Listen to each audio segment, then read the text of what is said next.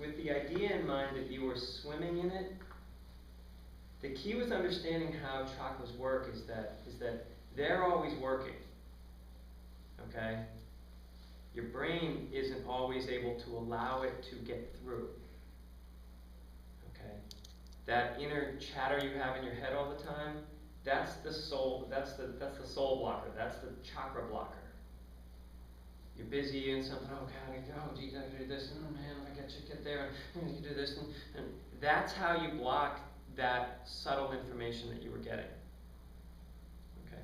Did anybody get a feeling like that you were expecting? What do you mean by feeling? Well, whatever you experienced. Did you have any experiences? Well, I had the second bowl, I felt goosebumps. Okay. But I don't know if that's what you mean by feeling, or That would have been an experience or a feeling. Yes. Yes, absolutely. So you get goosebumps. And the key with soul information and chakra information is that it's never what you expected. Ever. You cannot expect your chakras to say anything to you. It's like, well, I know how that's going to go. I totally know that. When you actually listen to a chakra, it will never say this thing that you wanted to say, because the part of you that wanted it to say that is your brain, that only lives in yesterday. It only lives in what it already knows. And so it tries to force the chakras to behave and do what they're supposed to do, but that shuts the chakra down. But when the chakra's alive and awake, you felt. how do you shut down the chatter? Bowls. So the best way I've found, practicing with the bowls, using them when you wake up in the morning, using them when you go to sleep at night, throwing them in your car, having them on, because they very subtly shut down the chatter. And after a while, you get used to being more open, and the information comes differently.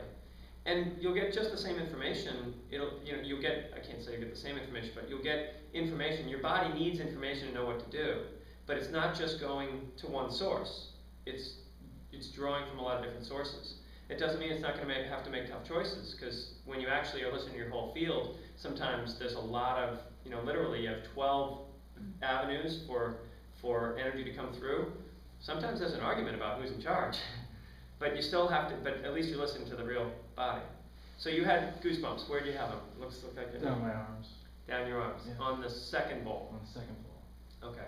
I did see different colors, or perceive different colors. What did you see? Saw yellow in the first one and orange in the second one. Yellow on the first one.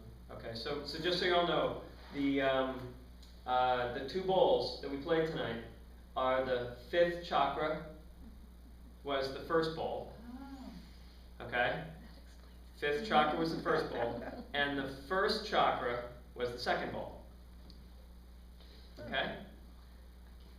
Okay? And so together they're a perfect fit. It's the C note of the first chakra and the G note, so it's C and G. And when they're in harmony, you speak your body's truth. You speak your tribe's truth. When they're out of balance, you speak the tribe's truth. You speak the truth of what I know. I know that's true. This is the truth. Okay? When they're together, you speak the truth of who you really are. So now just to do a quick reading on that. So goosebumps, okay? Like excitement goosebumps, scared goosebumps, cold goosebumps. No, just goosebumps. Yeah, just like a cool breeze came in or something. Right. Okay. Tingled my arms. Yeah. Okay. So but goosebumps, and you may want to play around with this. In spiritual work, goosebumps are, it's like when there's like a guy that comes up and has to give you one of these, it's like when you get an aha moment, you get goosebumps, usually up your back. But you got them in your arms. Right. So it's sort of like, what do you need to be doing with your arms? At the very first chakra level. So first chakra, what's the aha about what you need to do? Who do you need to hug? Who do you need to heal? What do you need to do with your hands? Why are you called to do something at the material level and do it and not hold back anymore? Right. Okay, so you have to look at your life right now and say, I'm totally being called to healing or to this, some sort of calling that way. Okay. All right. Yes. Go ahead. We'll go. Yeah. We'll get. I had a similar thing. Do you two know each other? No. Oh. It's funny because you came in and you tried that sage and then you went around and it was like, it's like, and you felt very comfortable next to him, so that was good. It's strong. Yes. I felt, a lot of different mixed things in the first one, and I could see a dark wine color. And then when the second one happened, it was like the lights turned on. I was about to say, is it okay to make noise? Because I really wanted to scream, because it was so wonderful, and I was just, it was an amazing joy, like from head to toe.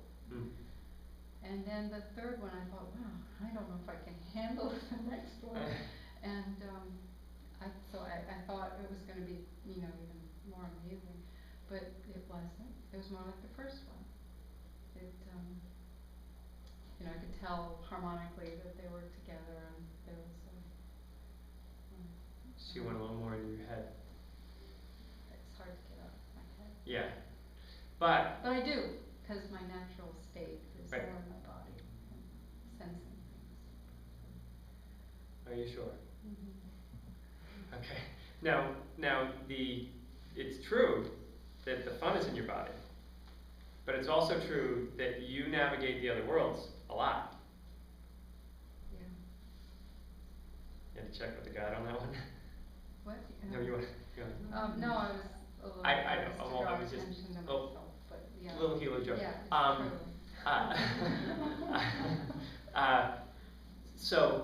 So you on the second bowl, you got the joy. Yeah. Okay. I want to stay there. And the way the bowls work, and when you work with them long enough, what happens is you start recognizing the difference between when they're telling you the chakra. It'll basically what happens when the bowls play is that your soul, your core essence, gets to speak to you. Okay, so the voice you heard was direct knowledge of your soul. It just talks to you. And the reason you know it's talking to you is because you would have never guessed that would have happened. As soon as you figured out, as soon as you're like, I know what will happen when this bowl plays, you can force it to happen, but you're not getting anything. It's not happening. So it'll tell you, your soul loves you unconditionally. Okay? Unconditional is something that we don't understand yet on this planet, because we haven't made it up to the heart chakra yet. Unconditional only happens when you reach the heart. Well, the soul lives at the heart level.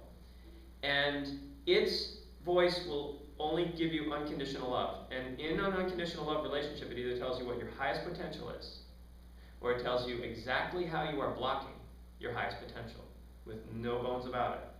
So sometimes it'll be painful, sometimes it'll be, oh God, I hated that bowl, and what it's doing is it's actually saying, that's how you block your power in that chakra. So in the first chakra, it gave you, in the second bowl, it gave you the reality that that's what your... That was my first chakra? That was your first chakra. I can't believe that. Right. Wow. Because it's so fun to be in here. Yeah, I really like being alive. Right. And you carry when we talk about the profiles are you going to stay for the open house? I am, and I did already do all that, and I have it in Okay. my bag. Do you got a little bit of the creative idealist in you? Yeah. Okay. That's your home base. And then for the creative idealist, which I have as my primary as well, realizing you have a body at some point in your life is like, oh my God, this is great! Where have you been all my life? And so that was your experience. And when your first chakra opens up, that's the experience it'll give you. Now, the fifth chakra was giving you problems. That was right. The other thing, yes. And when you were first doing it and I had first come out, I could feel something coming out of my throat. Right. It was invisible, but I felt the compulsion to open my mouth to let something out. Well, that's a beautiful way of putting what the fifth chakra does. You just, I mean, and I want you all to let in, as I read people, I'm not gonna get to everybody tonight, but I want you to watch what just happened right there. She just explained to me that something invisible came out of here. Now, you don't know that the fifth chakra's only job is to create you in my mind.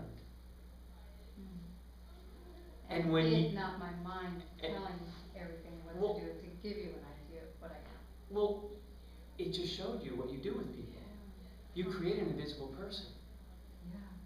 That's why I feel so funny being here telling everybody Right. what's going on. And sharing, but that's why you're here, because you want to be I seen. almost didn't make it for like a myriad of blockage reasons, but.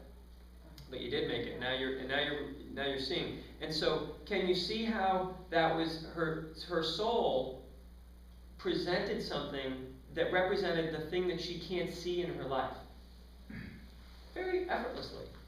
It just this thing that really had no form came out of here. I can't imagine what that was.